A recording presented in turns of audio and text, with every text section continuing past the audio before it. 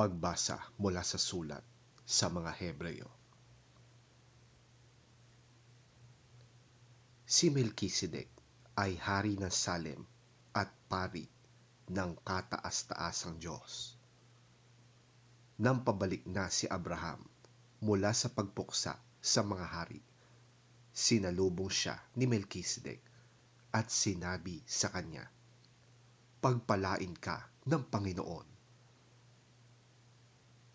Ibinigay ni Abraham kay Melkisedek ang 10 bahagi ng lahat ng nasamsam niya mula sa labanan.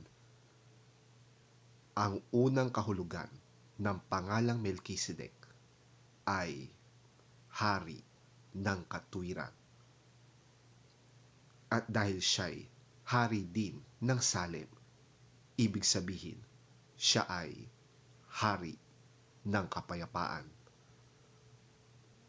Walang nababanggit tungkol sa kanyang ama at ina o sa angkang pinagmulan niya. Hindi rin natala ang kanyang kapanganakan o kamatayan. Tulad ng anak ng Diyos, siya'y pari magpakailanman. Ang bagay na ito ay lalo pang naging maliwanag nang magkaroon ng ibang pari ayon sa pagkapari ni Melkisedek. Naging pari siya dahil sa kapangyarihan ng buhay na kailanmay hindi matatapos at hindi dahil sa lahing pinagmulan ayon sa hinihingi ng kautusan, sapagkat ito ang sinasabi ng kasulatan tungkol sa kanya. Ikaw ay pari magpakailanman ayon sa pagkapari ni Melkisedek.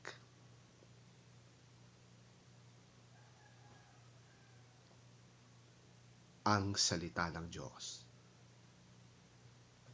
Salamat sa Diyos.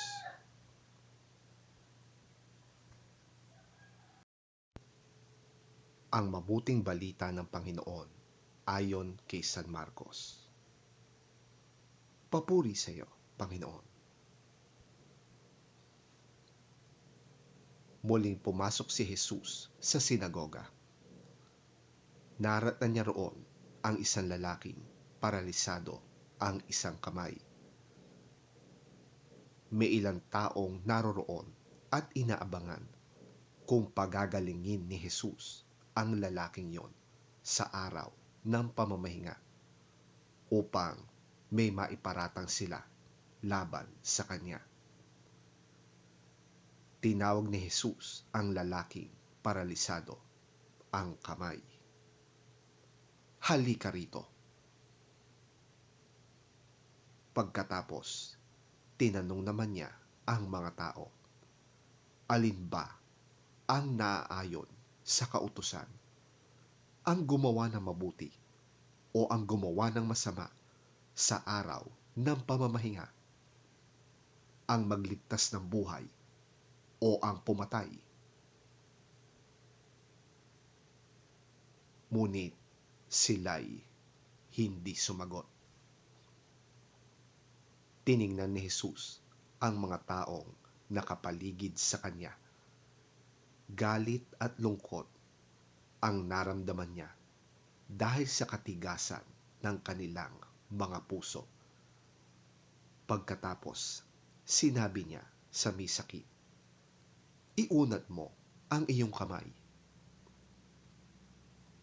Iniunat naman ng lalaki ang kanyang kamay at ito'y gumaling.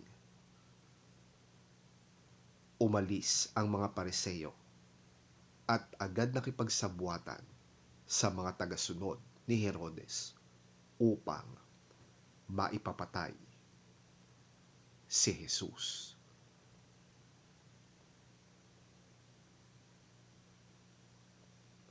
Ang mabuting balita ng ating Panginoon.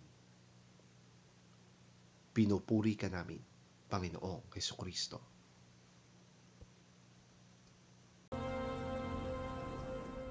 Another time, Jesus went into the synagogue, and a man with a shriveled hand was there.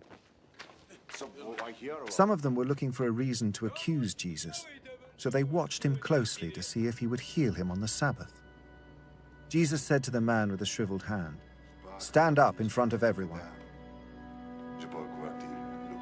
Then Jesus asked them, "Which is lawful on the Sabbath, to do good or to do evil? To save life or to kill?" But they remained silent. He looked around at them in anger and, deeply distressed at their stubborn hearts, said to the man, "Stretch out your hand." He stretched it out, and his hand was completely restored.